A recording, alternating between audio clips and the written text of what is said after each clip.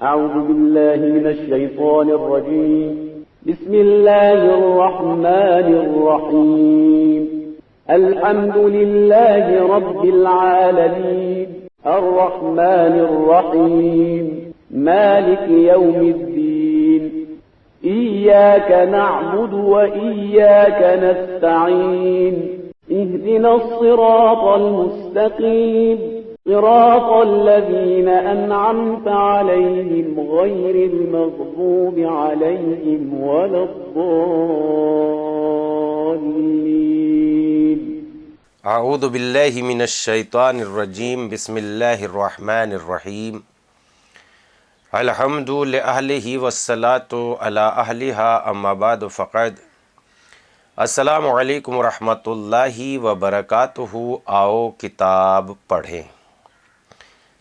اس programme میں الحمدللہ ہم آپ کی خدمت میں برزخ کا سفر نامہ پیش کر رہے ہیں، جو اپنے آپ میں بہت ہی عظیم کتاب ہے، اور اس موضوع پر جو ایکسپرٹ ہے انہوں نے یہ کتاب تالیف کی ہے، نعمت اللہ صالحی حاجی آبادی، اور اس کا ترجمہ بھی عظیم مترجم سید ریاض حسین صفوی فاضل قم و دمشق نے ترجمہ اردو میں کیا ہے.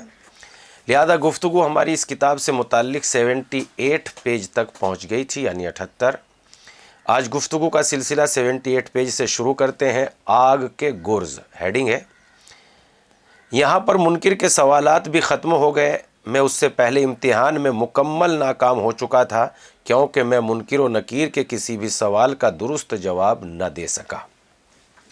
حالانکہ میرے جنازے پر تلقین پڑھنے والے نے کہا تھا کہ جب اللہ کے یہ 2 مقرب فرشتے آئیں گے تو تمہیں اس طرح سے جواب دینا ہے، لیکن میں چونکہ ان چیزوں پر سچا ایمان نہیں رکھتا تھا، اس لیے میں کسی بھی سوال کا صحیح جواب نہ دے سکا.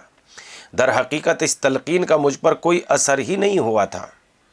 اس موقع پر نکیر اور منکر نے اپنے آتشی گرز فضا میں لہرائے اور دونوں مل کر گرجے، اے بد کردار انسان، اس عذاب کا مزہ چکھو جس کا تم دنیا میں انکار کیا کرتے تھے. قرآن مجید میں بھی یہ بات ملتی ہے. سورہ مبارکہ دخان آیت نمبر 48.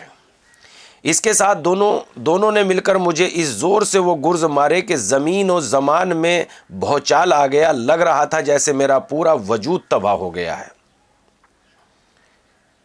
اس کے ساتھ ہی آگ نے مجھے اور میری قبر کو اپنی لپیٹ میں لے لیا. اس کے شعلے قبر کے اطراف کو چھو رہے تھے. میری چیخ و پکار ہر سو گونج رہی تھی. میں سمجھ رہا تھا کہ یہ آخرت کی آگ ہے. اس حالت میں میرے آس پاس دور تک آگ اور دھواں پھیلا ہوا تھا. مجھے اپنی لاش جلنے کی بدبو آ رہی تھی. آگ کے ان شعلوں کے درمیان میں اس طرح سے چیخ رہا تھا جیسے پوری دنیا میری آواز سن رہی ہو. یہ بہت دردناک عذاب تھا. وہ 2 فرشتے بڑے غیظ و غضب سے بار بار مجھ پر گرز مارے جاتے تھے. میں نہ تو التماس کر سکتا تھا اور نہ اس عذاب کو برداشت کر سکتا تھا. مجھ پر نہ بے ہوشی طاری ہو رہی تھی اور نہ موت آ رہی تھی. قرآن مجید میں بھی یہ بات موجود ہے کہ انسان کو جب وہ گرز مارے جائیں گے، آگ میں جلایا جائے گا، نہ وہ مر سکے گا اور نہ ہی جی سکے گا. سورہ مبارکہ طٰہٰ آیت نمبر 73.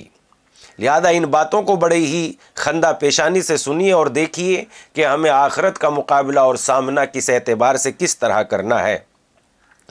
صرف عذاب ہی عذاب تھا. کاش موت فنا ہوتی اور میں فنا ہو کر اس دردناک عذاب سے محفوظ ہو جاتا. یعنی موت جو ہے ختم ہونا ہوتی، مگر ایسا نہیں ہے کہ مر جائیں گے تو ختم ہو جائیں گے، بلکہ جتنے ظلم ہم نے کیے ہیں ان کا سب کا ہمیں جواب دینا ہے، اور جتنی نیکیاں ہم نے کی ہے اس کا اجر بھی انشاءاللہ ضرور ملے گا. اس اعتبار سے یہ تو پھر کوئی انصاف نہیں ہوا کہ دنیا میں عظیم نعمتیں انسان کھا کے اور دوسروں کا حق ستا کے، اگر آخرت نہ ہوتی تو دوسروں کا حق چھیننے پر انہیں درد نہ ہوتا، اور اگر درد ہوتا ہے تو اس بات کی دلیل ہے کہ کوئی نہ کوئی ہے جو ان مظلوموں کا انتقام لے گا اور انہیں ستانے والوں کو جہنم کی آگ میں ستائے گا اور جلائے گا. اس کے بعد انہوں نے میری طرف دیکھ کر کہا، یہ عذاب صرف گناہ گاروں کے لیے ہے.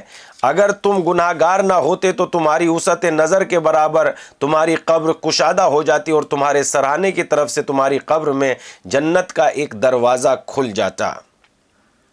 جنت کی روشنی اور اس کی خوشبو تمہاری قبر کو منور و معطر کر دیتی۔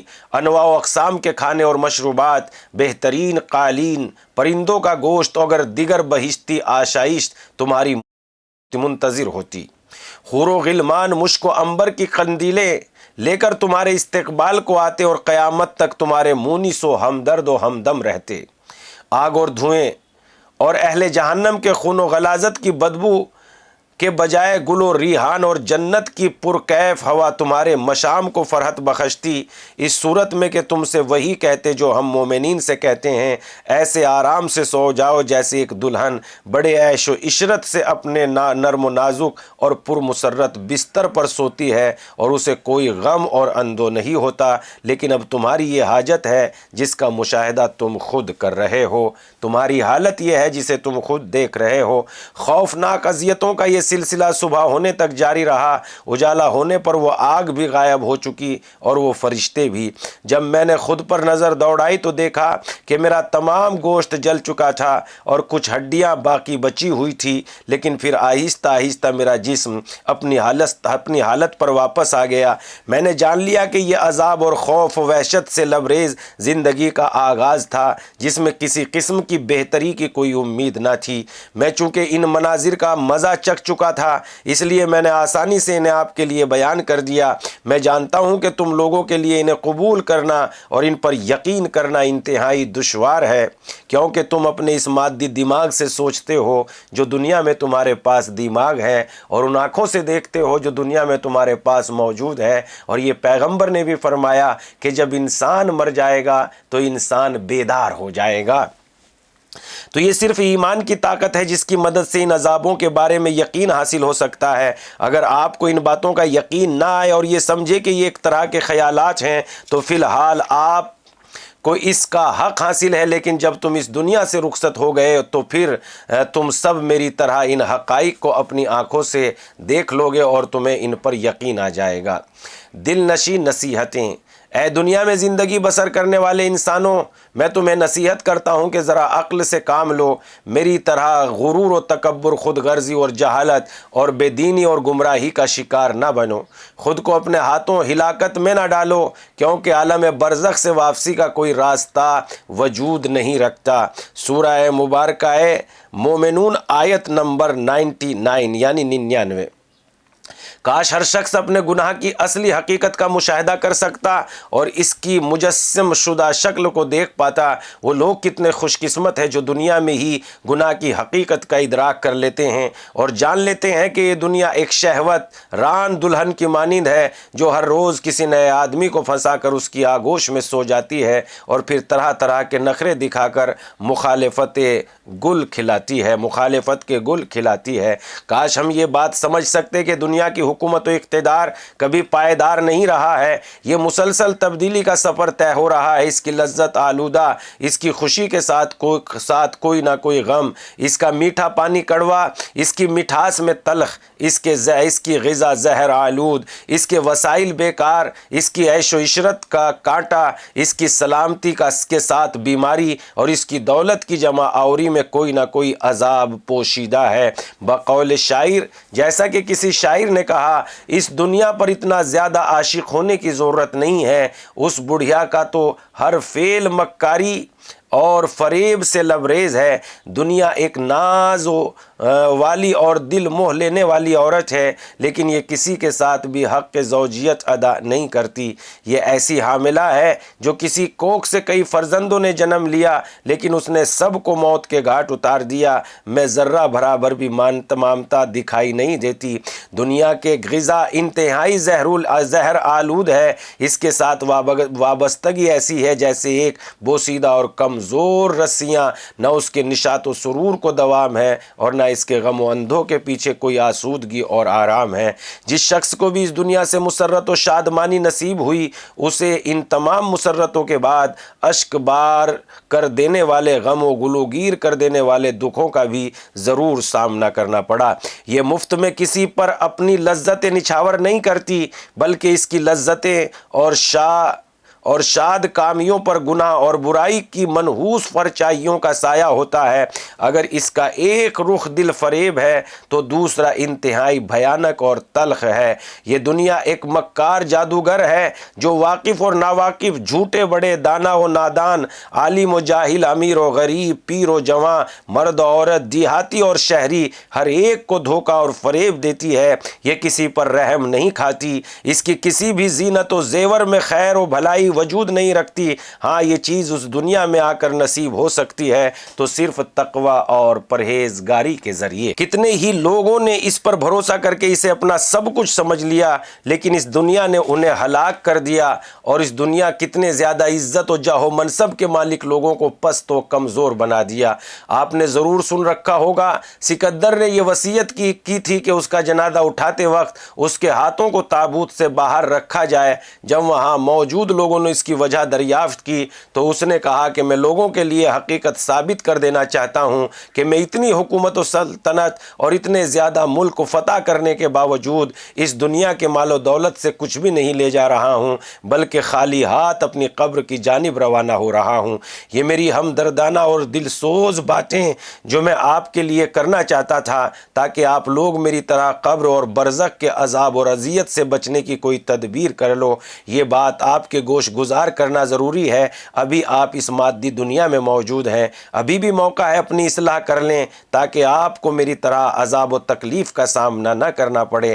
اتنی زیادہ اذیتیں اور عذاب سہنے کے باوجود کچھ دیر کے لیے مجھے اپنے حال پر چھوڑ دیا گیا۔ ابھی تھوڑی دیر گزری تھی کہ مجھے لگا جیسے دو شخص میری بائیں طرف بیٹھے ہوئے ہیں، ان میں ایک خوبصورت اور دوسرا بدصورت تھا۔ دونوں نے سر سے لے کر پاؤں تک میری تمام اعضاء کو سونگھ رہے ہیں۔ میں اپنے ہاتھ میں موجود رجسٹروں میں کچھ لکھتے جا رہے ہیں۔ ان کے پاس تھیلیاں بھی تھی جن میں وہ کچھ ڈال کر انہیں سیل کر بند کر رہے تھے۔ یہ لوگ میرے کچھ اعضاء جیسے دل، آنکھ، کان اور زبان کو زیادہ سونگھ رہے تھے۔ اس دوران یہ ایک دوسرے سے سرگوشی کرتے اور پھر ایک دو مرتبہ اس عضو کو سونگھ کر کچھ لکھتے اور تحریر کو ان تھیلیوں میں ڈال کر ان کا منہ بند کر دیتے اور انہیں دوسری تھیلیوں کے پاس رکھتے جاتے۔ میں جان بوجھ کر بے سود پڑا ہوا تھا تاکہ انہیں پتہ نہ چل جائے کہ میں جاگ رہا ہوں۔ ان کے وقت اور باریک بینی مجھے حیران و پریشان کیے جا رہی تھی۔ مجھے پتہ چل چکا تھا کہ وہ میری نیکیاں اور میری برائیاں لکھ رہے ہیں۔ انہوں نے اپنا کام تمام کر کے ان تحریروں کو لوہے کے ایک توق میں تبدیل کر کے میری گردن میں لٹکا دیا۔ گفتگو الحمدللہ پیج نمبر 78 سے شروع ہو کر پیج نمبر 83 تک پہنچ گئی ہے، لہذا آج گفتگو کا سلسلہ یہیں تمام کریں گے۔ عبرتوں کے لیے بہت سا سامان ہے اس گفتگو میں، لہذا اس کتاب کو ہم پڑھ کر سنا رہے ہیں آپ کو، اور آپ اس محنت کو دوسروں تک پہنچانے میں ہماری مدد کیجئے۔ آپ کی مدد ہی ہمارے کام میں آپ کی شرکت شمار پائے گی انشاءاللہ تعالی، واللہ مستعان بحق زہرا۔ والسلام علیکم ورحمۃ اللہ وبرکاتہ۔ خدا حافظ۔